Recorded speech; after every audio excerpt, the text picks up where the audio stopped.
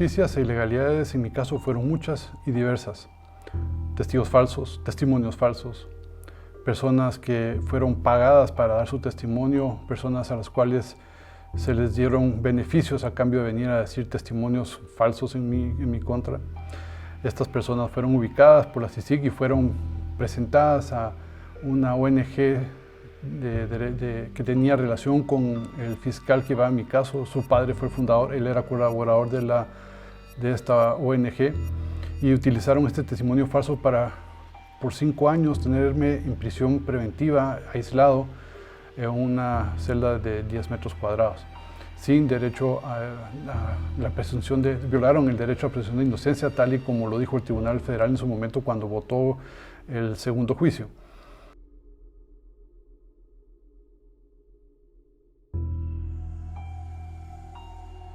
El tema de la participación que hubo por parte del Ministerio y la CICIG es que ellos montaron este caso en el cual fue juzgado en Austria, juzgado en España, votados en ambos países, y luego vienen y aquí en Ginebra, por medio de esta ONG,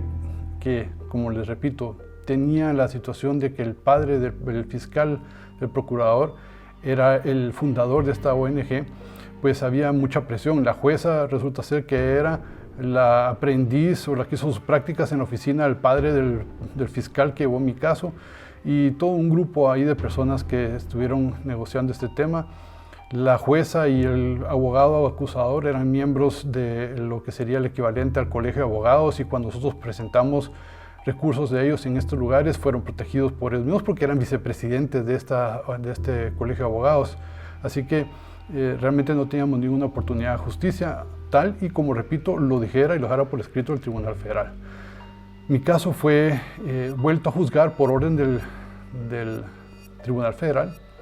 El Tribunal Federal les ordenó que se hicieran una serie de análisis, investigaciones y que produjeran una serie de pruebas, porque no había pruebas que hubiesen presentado para poder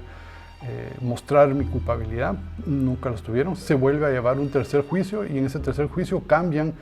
prácticamente la acusación, y en lugar de, como el primer juicio, que se me acusa a mí de haber matado, de haber hecho, en el segundo juicio se me acusa a mí de haber sido simplemente parte de la estructura, y ahora en este tercero resulta ser que soy cómplice porque dejé de hacer o dejé de evitar que sucedieran las cosas, y juzgan porque ellos dicen que una persona que es subalterno mío es quien actúa, y a él lo condenan a pesar de que él había sido absuelto en Austria, así que lo condenan a una persona ya inocente, lo cual no tiene un basamento ni tiene soporte si vamos a la Corte de Derechos Humanos Europea. Hicimos un recurso ante el Tribunal Federal, estamos esperando que conteste.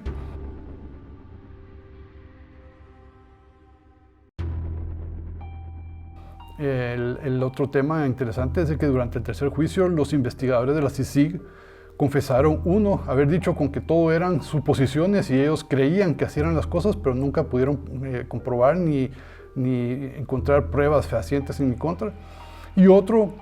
vino a aceptar y a confesar, después de todos estos años, que al final de cuentas él no investigó, sino que él vino a repetir lo que él había escuchado en unas reuniones, pero ante los otros dos juicios anteriores él había asegurado que él había hecho, que él había investigado, que él había visto. Y, oh sorpresa, esta tercera vez confiesa con que al final de cuentas no. Con todo esto, los jueces aún así se vieron en la situación tan penosa de tener que volver a condenarme, porque estaban quedando en un ridículo, en una situación muy compleja, al haberme condenado ya 2 veces a vida por un tema en el cual no es sostenible.